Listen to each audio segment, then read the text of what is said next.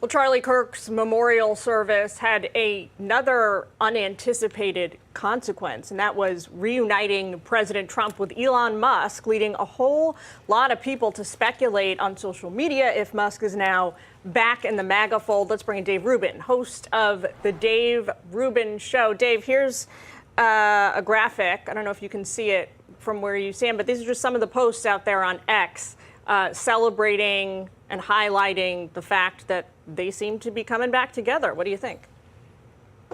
Oh, well, it's absolutely phenomenal. And, I tweeted out the band is getting back together. And if the spirit of Charlie can bring back Donald Trump and Elon Musk, who we all want to be on the same team, who obviously it got a little testy. There were some harsh words said in both directions.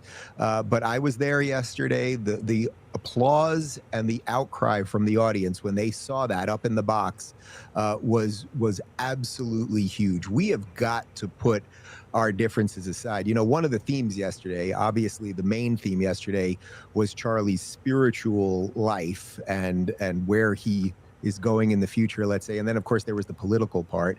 But one of the other main themes was that we have to be able to talk about our differences. So I think everybody that loves America wants Donald Trump and Elon Musk on the same side. So the fact they had that handshake, there was a nod. I'll go out on a limb here. I think within 2 weeks, we'll see some sort of them doing something public again together. Yes, was there some anger over the big, beautiful bill and which way the budgets are going in deficit, all of that stuff. But that is not what America needs right now, fighting over, dollars and cents. What we need right now is what happened yesterday, which was basically a 12-hour revival, a restoration of America. That's what Charlie would want, and I have a feeling they're going to put their differences aside to honor that.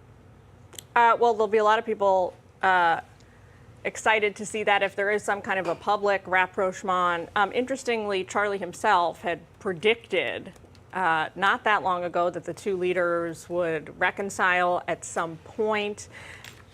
The president, as you well know, tends to have people in and out of his orbit with some regularity. Half the cabinet would not be there today if, he didn't forgive and forget when he felt like he needed to, right? Oh, absolutely. Look at some of the people who spoke. I mean, Marco Rubio. Trump used to call him Little Marco when he was running against him during a Republican primary. He said all sorts of things about Bobby Kennedy when he was running as a Democrat, which was basically 2 years ago. So this is what Trump is a master at. Trump as an entertainer and as a real estate guy before he was a politician, he had to work with all kinds of people that he would fight with previously to get a building done or get a big housing project or whatever it might be, an infrastructure project in New York City to go.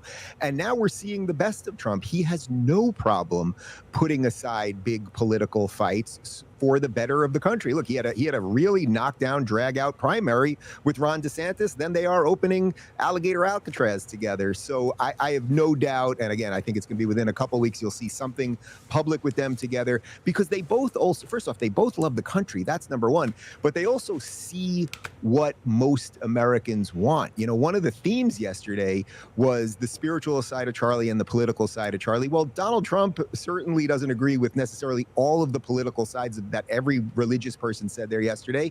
But you could feel that everyone was trying to tie these two things together. And that is so honorable relative to what Charlie wanted. He wanted to share his beliefs, but not turn America into a theocracy. I think that that's what Donald Trump wants. I think that's what Elon Musk wants. I think it's what most of us want. And we just got to keep building bridges. A lot of people want to burn them down right now. We just got to keep building them.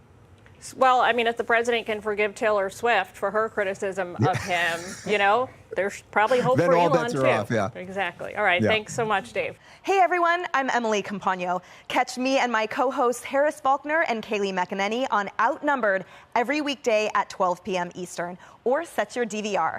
Also, don't forget to subscribe to the Fox News YouTube page for daily highlights.